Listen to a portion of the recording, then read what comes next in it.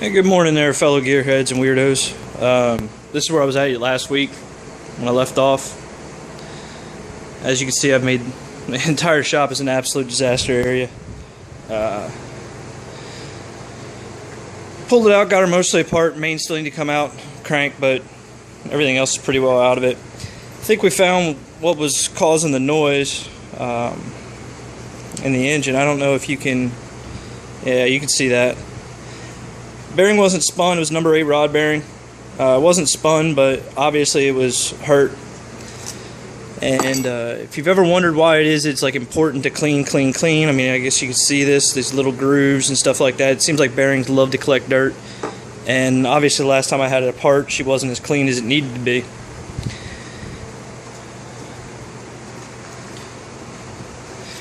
Today I'm going to pull it the rest of the way apart and break out bore gauges and dial calipers and stuff like that and start taking measurements and see what needs to be done machine work wise. Haven't made up my mind of what I'm going to use to put it back together with. If I'm going to use forged pistons or hyper-eutectics, it's a budget issue. However, I did find some Speed Pro forged pistons on eBay that were just about the same cost as a set of hyper-eutectics from like Jegs or Summit, so that's probably the way it's going to go. Surprisingly enough, these are like cast stock type pistons. Surprisingly enough, none of them are cracked. I was really surprised to find I didn't have a ring groove busted out on one of these things. I drove the piss out of this thing when I was a kid, so just really surprised they hung in there. For you younger guys that've never pulled one, that's what the hole looks like when you're done. There's 6 bell housing bolts. It's a little dark down in here. I got this light. Sorry about the shaking, but I do everything with a cell phone.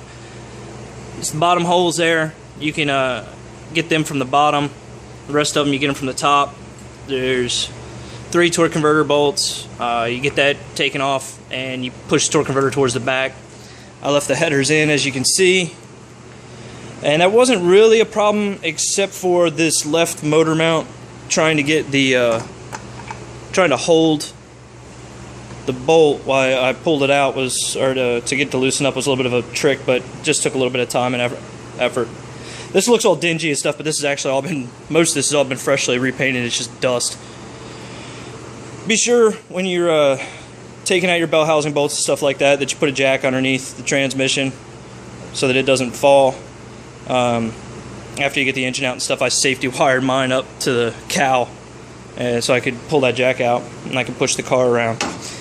I needed to push the car around because I was doing this with ancient awesome chain hoist. So I had to pull it up and then push the car out from underneath of it. A little tricky to do by yourself, but it ain't that bad.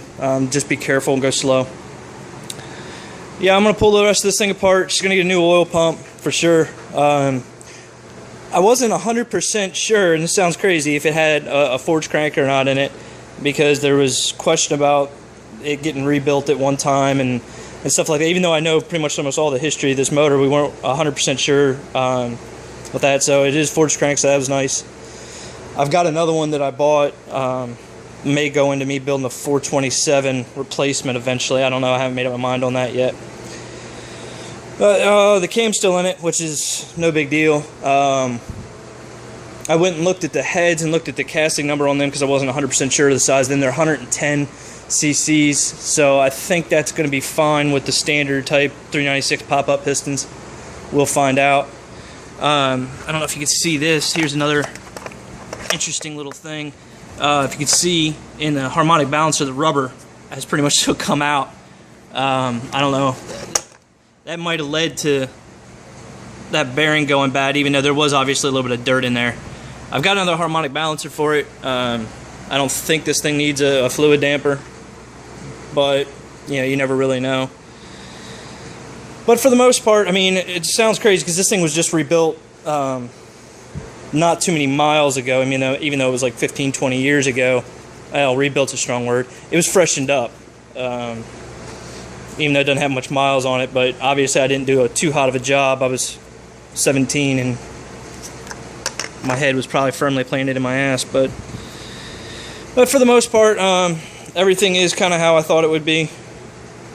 And I'm going to tear it apart, or finish tearing it apart, and give you another update. Thanks.